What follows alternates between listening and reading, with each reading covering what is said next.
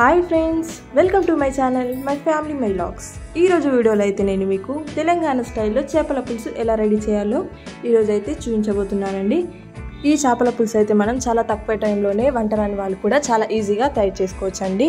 ఈ చేపల పులుసు అయితే ఆరోగ్యానికి కూడా చాలా మంచిదండి. కామన్గా కొంతమంది చికెన్ మటన్ తినరు కదా, వాళ్ళ కోసం అయితే ఈ చేపల పులుసు మనం మన ఇంట్లోనే రెడీ చేసుకోవచ్చు అండి. ఈ చేపల పులుసు అయితే హెల్త్ పరంగా కూడా చాలా మంచిదండి. చిన్నపిల్లలకు కూడా చాలా ఇష్టంగా తింటారు. మీరు ఒకసారి కనుక ఇలా చేసి ఇస్తే. ఇప్పుడు మనం చేపల పులుసు ఎలా రెడీ చేయాలో తెలుసుకుందాము. ముందుగా మనం చేపల పులుసు కోసం మనం కేజీ వరకు చేపల ముక్కలను మంచిగా కడిగి రెడీగా ఉంచుకోవాలి. ఎంత మంచిగా శుభ్రం చేసుకుంటే అంత మంచిదండి. లోపల ముళ్ళు ఉంటాయి కాబట్టి జాగ్రత్తగా కడిగి ఉంచుకోవాలి. ఇప్పుడు ఇందులో నేను 3 స్పూన్ల వరకు కారం వేసుకున్నానండి. మీరు మీ టేస్ట్కి తగ్గట్టు వేసుకోవాలి. నేను 3 నుంచి 3.5 స్పూన్ల వరకు వేసుకున్నాను. ఇప్పుడు ఇందులో మనకు సరిపడా సాల్ట్ వేసుకోవాలండి. నేనైతే 1 స్పూన్ వరకు సాల్ట్ వేసుకున్నాను. సాల్ట్ వేసుకున్న తర్వాత ఇందులో మనము టేస్ట్కి తగ్గట్టు పెరుగును వేసుకోవాలండి. కర్డ్ మనం ఇది 1 స్పూన్ నుంచి 2 స్పూన్ల వరకు వేసుకోవచ్చు. టేస్ట్కి మంచిగా ఉంటుందండి కర్డ్ వేసుకుంటే. ఇలా కొంచెం పల్చరే వేసుకోవాలండి. ఇలా వేసుకున్న తర్వాత ఇప్పుడు ఇందులో మనము కొంచెం అల్లం వెల్లుల్లి పేస్ట్ వేసుకోవాలండి. అల్లం వెల్లుల్లి పేస్ట్ కూడా మంచిగా ఫ్రెష్ది వేసుకోవాలి. అలా అయితే మనకు చేపల పులుసు టేస్టీగా వస్తుంది. చూడండి, ఇలా వేసుకున్న తర్వాత ఇప్పుడు ఇందులో మనకు సరిపడా ధనియాల పొడి కూడా వేసుకోవాలండి. 1 నుంచి 1.5 స్పూన్ వరకు వేసుకోవాలి. ధనియాల పొడి ఎంత ఎక్కువ వేసుకుంటే టేస్ట్ అంత బాగుంటుందండి చేపల పులుసు అయితే. ఇప్పుడు ఇందులో మనము 1 స్పూన్ వరకు ఆయిల్ పోసుకోవాలి. ఇవన్నీ మనం టీ స్పూన్తో వేసుకుంటే సరిగా సెట్ అవుతుందండి. కొంచెం పెద్దదైతే మళ్ళీ ఎక్కువైపోతాయి. ఇలా మనం వేసుకున్న తర్వాత ఇప్పుడు ఇందులో మనకు చిటికెడు పసుపు వేసుకోవాలి. ఇలా పసుపు వేసుకోవాలండి. పసుపు వేసుకున్న తర్వాత ఇప్పుడు మనం దీన్ని మంచిగా మిక్స్ చేసుకోవాలండి. ఈ చేపల పులుసుకి అయితే మనం అన్ని ఉప్పు కారం అయితే మంచిగానే వేసుకోవాలి, లేదంటే టేస్ట్ సరిగా ఉండదు, వాసన కూడా బాగుండదు. కొంచెం హెవీగానే వేసుకుంటే మంచిగా స్పైసీగా టేస్టీగా ఉంటుంది. ఇప్పుడు మనం ఇవన్నీ వేసుకున్న తర్వాత ఈ చేప ముక్కలను అయితే మంచిగా మిక్స్ చేసుకోవాలండి. ఈ చేప ముక్కలను అయితే మనం కొంచెం మెల్లిగానే మిక్స్ చేసుకోవాలి. ఎందుకంటే ఈ చేప ముక్కలకు ముళ్ళు ఉంటాయి కదా లోపల, అందుకే మెల్లగా మిక్స్ చేసుకోవాలి, లేదంటే కుచ్చుకుంటాయి.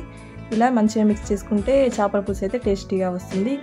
వీటిని మనం మంచిగా మిక్స్ చేసుకున్న తర్వాత వీటిని అయితే మనం ఫ్రిడ్జ్లో పెట్టుకోవాలండి. ఫ్రిడ్జ్లో పెట్టుకుంటే ఉప్పు కారం అయితే అన్నీ చేపలకు మంచిగా ఉండిపోతాయి. అలా అయితే కర్రీ అయితే మంచిగా టేస్టీగా వస్తుంది. ఇప్పుడు మనం వీటిని 1 నుంచి 2 గంటల పాటు ఫ్రిడ్జ్లో పెట్టుకోవాలి. ఇప్పుడు మనం స్టవ్ మీద అయితే ఒక ప్యాన్ పెట్టేసుకోవాలండి కర్రీ కోసం. ప్యాన్ వేడెక్కగానే ఇందులో మనము 2 నుంచి 3 స్పూన్ల వరకు ఆయిల్ వేసుకోవాలి. ఆయిల్ వేడెక్కగానే ఇందులో మనకు సరిపడా జీలకర్ర వేసుకోవాలండి, జీరా. ఇవి మంచిగా ఫ్రై అయిన తర్వాత బ్రౌన్ కలర్ వచ్చిన తర్వాత ఇందులో మనం పోపు కోసం 3 నుంచి 4 మిరపకాయ ముక్కలను ఇందులో వేసుకోవాలి. ఇలా మిరపకాయ ముక్కలు వేసుకున్న తర్వాత ఇందులో 1 నుంచి 2 ఉల్లిగడ్డ ముక్కలను మంచిగా కట్ చేసుకొని ఇందులోనే వేసుకోవాలండి. ఇలా వేసుకున్న తర్వాత ఇప్పుడు ఇందులో కొంచెం కరివేపాకు వేసుకోవాలి. కరివేపాకు కొంచెం ఎక్కువ వేసుకున్నా బాగానే ఉంటుంది. కరివేపాకు వేసుకున్న తర్వాత ఇందులో మనకు సరిపడా కొత్తిమీర కూడా వేసుకోవాలి. ఇవి ఇంగ్రీడియంట్స్ మనం ఏవైనా కొంచెం ఎక్కువ వేసుకుంటే కర్రీ అయితే టేస్టీగా వస్తుంది. ఇప్పుడు వీటిని మనం కొంచెం ఫ్రై చేసుకోవాలండి స్టవ్ లో ఫ్లేమ్లో పెట్టుకొని. ఇప్పుడు ఇందులో మనం ఫ్రెష్ది అల్లం వెల్లుల్లి పేస్ట్ వేసుకోవాలి. మనం మిక్స్ చేసుకునేటప్పుడు కూడా వేసుకున్నాం కాబట్టి ఇప్పుడు కొంచెం తక్కువ వేసుకున్నా సరిపోతుంది. ఇలా మంచిగా మిక్స్ చేసుకోవాలండి. పేస్ట్ వేసుకున్న తర్వాత ఇలా మిక్స్ చేసుకున్న తర్వాత మనం దీన్ని 2 నిమిషాల పాటు ఫ్రై చేసుకోవాలి. ఇప్పుడు ఇందులో మనము 1 స్పూన్ వరకు పసుపు వేసుకోవాలండి. పసుపు కూడా కొంచెం ఎక్కువగానే వేసుకోవాలి. అలా అయితే మంచిగా కలర్ఫుల్గా ఉంటుంది చేపల పులుసు అయితే. ఇలా ఇప్పుడు వేసుకున్న తర్వాత దీన్ని కూడా మనం మంచిగా మిక్స్ చేసుకోవాలండి. చూడండి, ఇలా ఈ మనం కర్రీ అయితే మొత్తం స్టవ్ లో ఫ్లేమ్లో పెట్టుకొని చేసుకోవాలి. ఇలా ఫ్రై అయిన తర్వాత ఇప్పుడు ఇందులో మనం ముందుగా మిక్స్ చేసి పెట్టుకున్న చేప ముక్కలని ఇప్పుడు ఇందులో వేసుకోవాలండి. చూడండి, ఇలా మెల్లిగా వేసుకోవాలి, లేదంటే చేప ముక్కలు కొంచెం మృదుగా ఉంటాయి కదా, విరిగిపోయే ఛాన్సెస్ కూడా ఉంటాయి. ఇప్పుడు వీటిని మనం ఇందులో వేసుకున్న తర్వాత మనం 2 నుంచి 3 నిమిషాల పాటు మూత పెట్టేసుకొని ఫ్రై చేసుకోవాలి.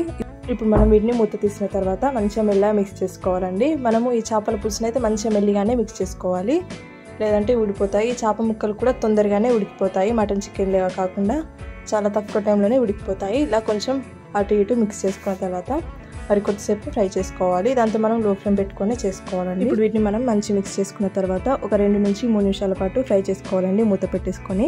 చూడండి, 3 నిమిషాలు అయితే అయిపోయింది. ఈ చేప ముక్కలు అయితే కొంచెం ఉడికిపోయినాయి, దాదాపు 50% అయితే ఉడికిపోయాయి. ఇప్పుడు ఇందులో మనం కొంచెం చింతపండు రసాన్ని వేసుకోవాలి. ఈ చేపల పులుసుకి అయితే మెయిన్ ఇంగ్రీడియంట్ అదేనండి, చింతపండు రసం. ఈ చింతపండు రసంతో చేపల పులుసు మరింత టేస్ట్ వస్తుంది. ఇలా మనము 3 నుంచి 4 రెబ్బల చింతపండుని మంచిగా నానబెట్టుకొని అందులో నుంచి రసం తీసుకొని ఇప్పుడు ఇందులో వేసుకోవాలండి చేపల పులుసులో. ఈ చింతపండు రసం ఇందులో వేసుకున్న తర్వాత వీటిని అయితే మెల్లిగా మిక్స్ చేసుకోవాలండి. ఈ చేపలను అయితే మనం చాలా రకాలుగా వండుకోవచ్చు అండి. ఫిష్ ఫ్రై అండి, ఫిష్ పులుసు అని, ఫిష్ కర్రీ అని, ఫిష్ గ్రేవీ అని ఎన్నో రకాలుగా వండుకోవచ్చు అండి. ఇందులో అయితే చాలా స్పెషల్ ఏంటంటే ఫిష్ పులుసు అండి, చేపల పులుసు. అందుకే నేను ఈ వీడియోలో మీకు చూపించాను. ఇలా మంచిగా మిక్స్ చేసుకున్న తర్వాత ఇప్పుడు ఇందులో ఒక హాఫ్ స్పూన్ వరకు అయితే ధనియాల పొడి వేసుకోవాలండి. మనం ఫిష్లను మిక్స్ చేసుకున్నప్పుడు ధనియాల పొడి వేసుకున్నాం కదా, ఇప్పుడు ఇందులో హాఫ్ స్పూన్ వరకు వేసుకుంటే సరిపోతుంది. ఆ తర్వాత ఒక హాఫ్ స్పూన్ వరకు కుడక పొడిని కూడా వేసుకోవాలి. ఇవి వేసుకుంటే మాత్రం కర్రీ చాలా టేస్టీగా ఉంటుంది. ఇవన్నీ వేసుకున్న తర్వాత మరొకసారి మెల్లిగా మంచిగా మిక్స్ చేసుకోవాలండి. కొంచెం మెల్లిగానే కలుపుకుంటూ మిక్స్ చేసుకోవాలి. చూడండి, ఇలా మీదిగానే మిక్స్ చేసుకోవాలి.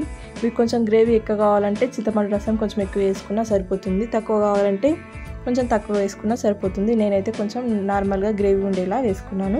ఇప్పుడు మనం ఫైనల్గా ఒక 2 నిమిషాల పాటు మంచిగా ఉడికించుకుందాము. ఇలా మూత పెట్టేసుకొని ఉడికించుకోవాలండి. చూడండి, 2 నిమిషాలు అయితే అయిపోయాయి. చూడండి, చేప ముక్కలు కూడా దాదాపు ఉడికిపోయినట్టే అనిపిస్తున్నాయి.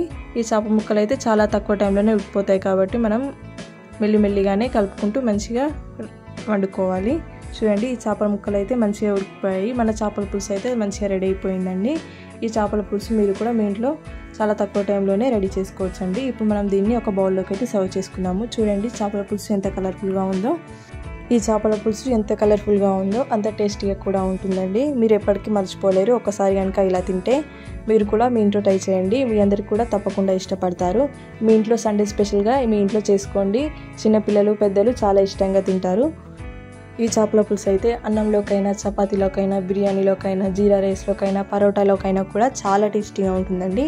మీరు కూడా ఈ చేపల పులుసుని మీ ఇంట్లో చాలా తక్కువ టైంలోనే తయారు చేసుకోవచ్చండి. ఎండాకాలంలో కూడా చాలా మంచిదండి చేపలు తింటే. అలా మీరు కూడా సండే స్పెషల్గా మీ ఇంట్లో ట్రై చేయండి. నచ్చితే కామెంట్ చేయండి. మీ అందరికి కూడా అయితే తప్పకుండా నచ్చుతుందండి చేపల పులుసు ఒకసారి కనుక తింటే.